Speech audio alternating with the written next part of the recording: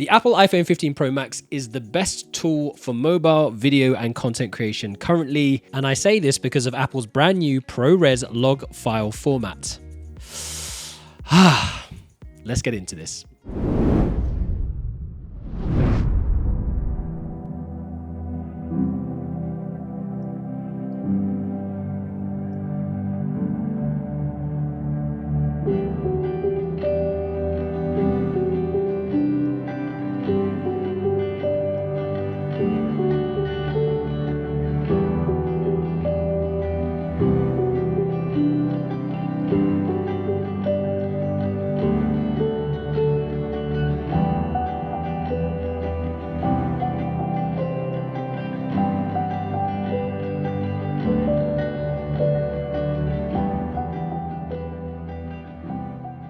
I'm recording on the Apple iPhone 15 Pro Max, and we are recording in ProRes Apple Log.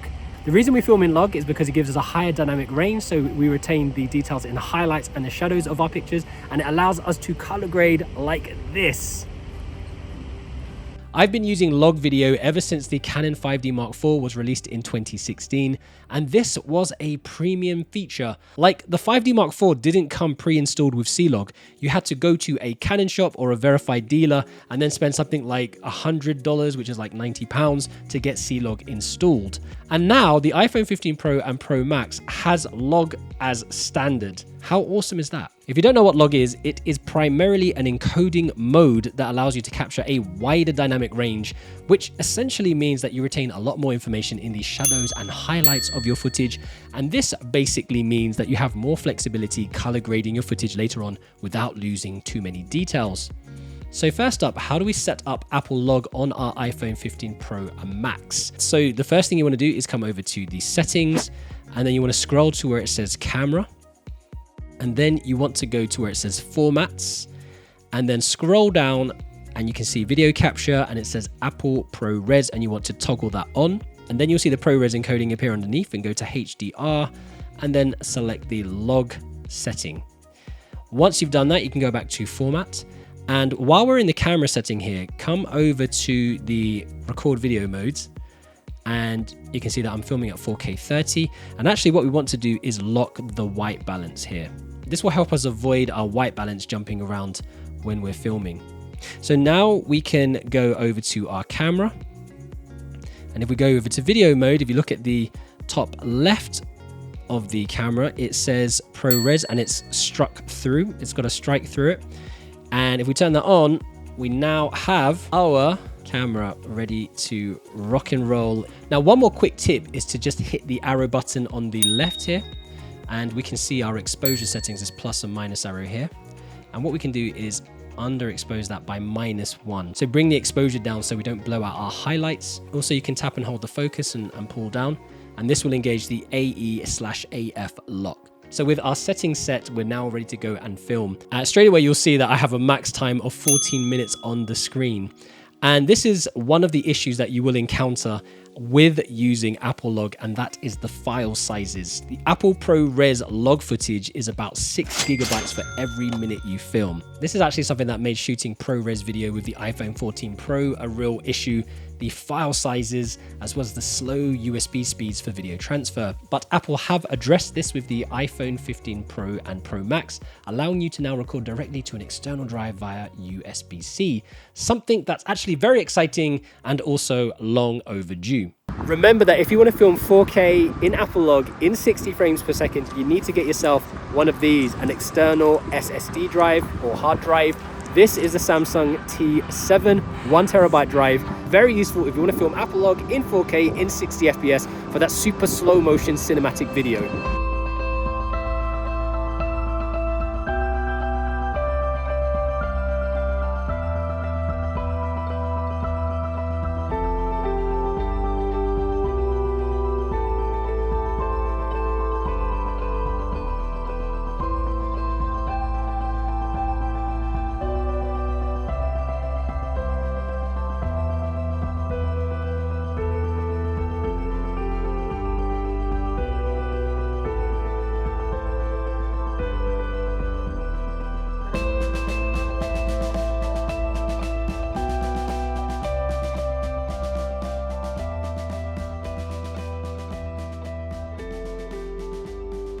There is also the BlackMagic Cam app, which is free to download and allows you to change the filming codec to shoot with smaller video sizes and save space.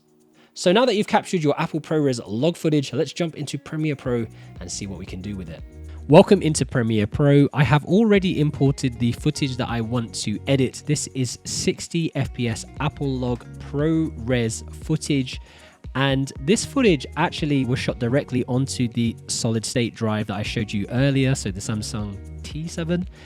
And one thing that I want to say is I'm actually editing this directly from the drive. Now this is proxied as well, so I do have a proxy of this, but it seems to run fine just in Premiere as it is. So I can toggle the proxies just to speed things up, but it seems to be running okay at the moment. So how are we going to start editing this? Well, there's a few things. There's using a LUT, but there is also the ability for us to just color grade this straight away.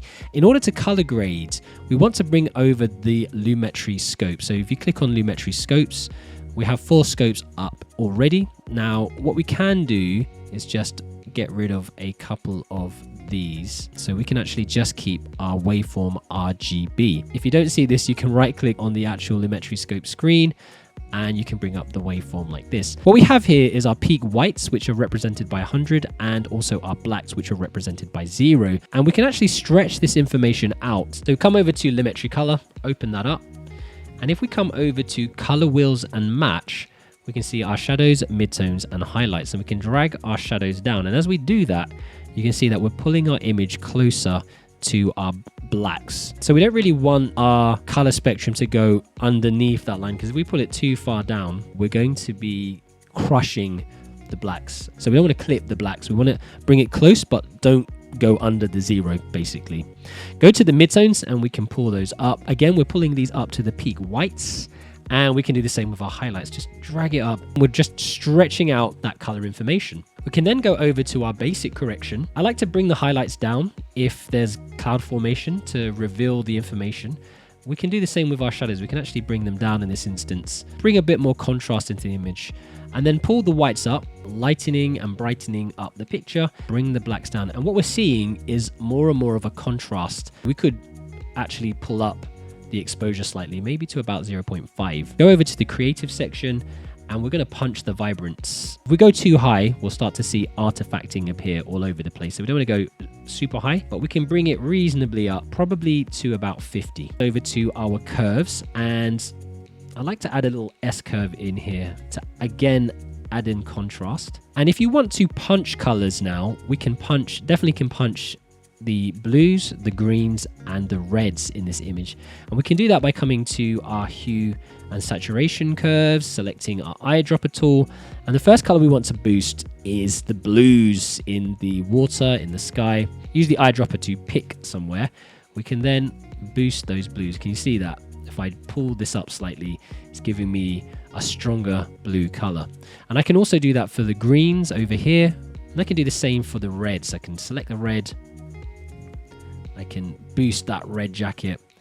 And we've got something that kind of looks like this now. A really punchy, vibrant color. So of course, this is just a quick custom color grade.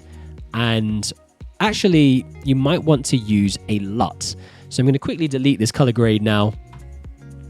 And I'm going to go back to my Lumetri color and I'm going to input a LUT. So a LUT that I've been using is this one here, the FPE Warm LUT. This is actually from the Artlist LUT pack that you can download.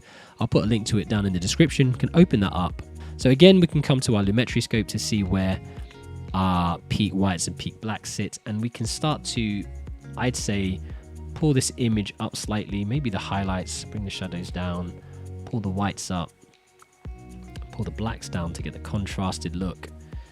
Add a bit more contrast, a little bit more color, a little bit more contrast maybe. And maybe we can top up the vibrance slightly without it getting too crazy. For me, it's an almost Sony kind of color grade, the Sony colors. Now, if you want to make this super cinematic, add your bars in. All you need to do is create an adjustment layer. So go over to File, New Adjustment Layer. You can see that it's actually blanked out. So what I'm going to do is I'm going to click on the project here, file, new adjustment layer. You can create a new adjustment layer for me. I'm just going to make it the same size as the comp. This is 4K. That's fine. Once you put your adjustment layer on the top, just come over to effects, go to crop. I'm going to pop that crop on the top. Then I'm going to come over to effects controls, and on the top, I'm going to increase this to 10%. And on the bottom, I'm going to increase this to 10%. And there you have it. There's your cinematic 4K 60 FPS Apple ProRes LOG color graded footage with cinematic bars for your super cinematic mobile movies. As someone who regularly shoots using Canon C-Log 3 on full-frame Canon cameras, I can see that Apple Log on the iPhone 15 Pro Max is not as good. It's not quite there. But what we are beginning to see is mobile technology now very quickly closing the gap with professional mirrorless cameras and really leveling the playing field for all types of creatives. It's just opening up so many different possibilities for everyone, not just those who have the funds to invest in cinema camera and lenses. But those are just my thoughts. What do you think? Are you afraid, excited, nervous, or indifferent about the leaps and bounds that mobile technology is making as it encroaches ever further into the wonderful world of cinematic video? Let me know your thoughts down in the comment section below. If you liked today's video, don't forget to leave us a like. And if you haven't done so already, don't forget to subscribe to the channel and hit the little bell icon for notifications. And now that you've watched this video, check out my iPhone 14 Pro review video over here, or watch this video that YouTube thinks you should watch. In the meantime, stay creative, imagine, implement, and inspire. And I will catch you next time on KaiCreative.